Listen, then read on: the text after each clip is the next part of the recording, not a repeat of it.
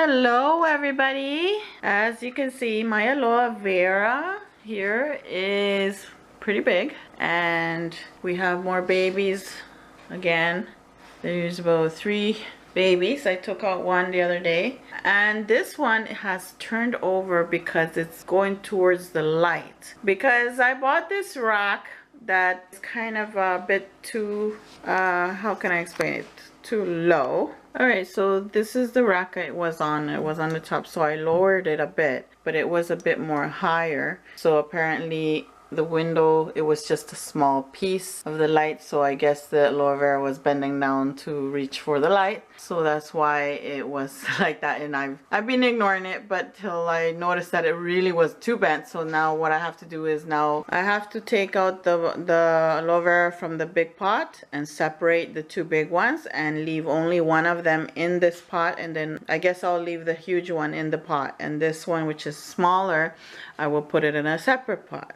That's the only solution I can get, and then just put them separate pots. Yeah, so that's what I'm going to be doing. I'll be also taking out maybe a couple leaves of the aloe vera, which I already have taken out. I take them out from the edge. I just cut a piece here and then start peeling it around, so I don't kind of disturb it too much. You see, I like to have it, leave it clean. So I'll be doing that and you'll be watching. Alright, so I will fast forward the video. So I'm going to be dumping the plant on my plastic bag, and I'm going to start pulling them apart and see what I can do from there. First, I'm going to cut some leaves.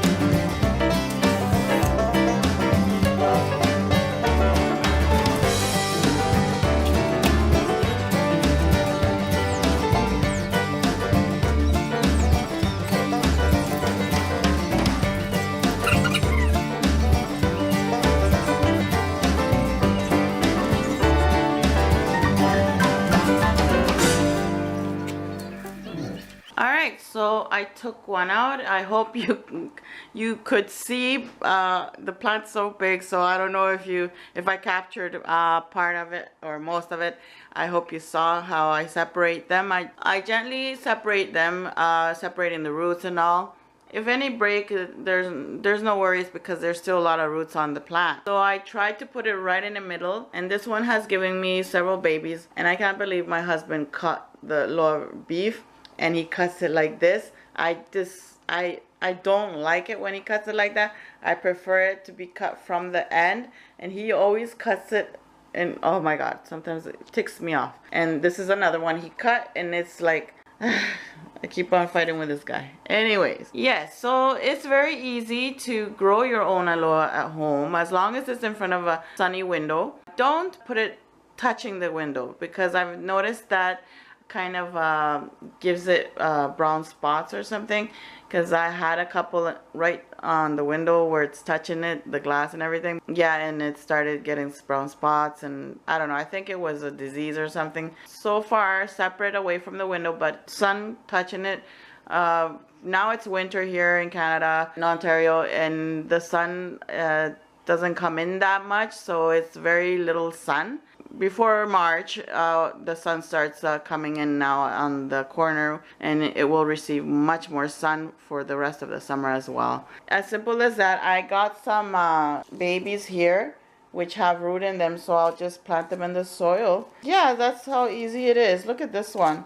It's so long. I'll just plant it in the soil. That huge one is the one that has given me more babies, and I will do the same as I did this one, and I'll take a picture on how it looks in the pot. So it's a short video. I don't want to bore you to death, because I know sometimes the videos are too long and you just want to get to the point, right? When you see the plant leaning too much, that means it's looking for this light, the brightest light it can get. So, and if it's too high and the window is like, you know, low, so you have to find a way that the whole plant can receive the whole bright light, because the plant will search for the light and it will bend to that area, and it will bend there. So that's why my plant was bending too much to receive the light and practically covering the other plants. So now I'm gonna just fix it up. This one is done. Now I'm gonna do the other one in a different pot.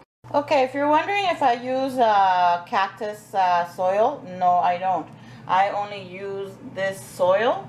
I'm not sponsored by them or nothing. I'm just showing, because many people have been asking me what soil I use, etc. And that's the soil I use. This potting soil. That's it. Potting soil. I use this for all my plants, really. The cactus, the other cactus, the spiky one, I use a mix of sand with the soil, but I barely mix it with sand, but mostly I use this. The trick to it is to keep it dry, really dry. They like the dry soil, not wet, not moist feet. They don't like wet feet. So remember, cactus like dry feet. Is actually about let's say probably almost 10 years. This one is more than 10 years, which is bigger. I had to tie her down and put a thick stick because it grew bent down, so the stem is bent a little bit, and it keeps on leaning over. Now it's nice and stiff. It won't fall or nothing. See, I tighten it nice, and there we go. So as simple as that.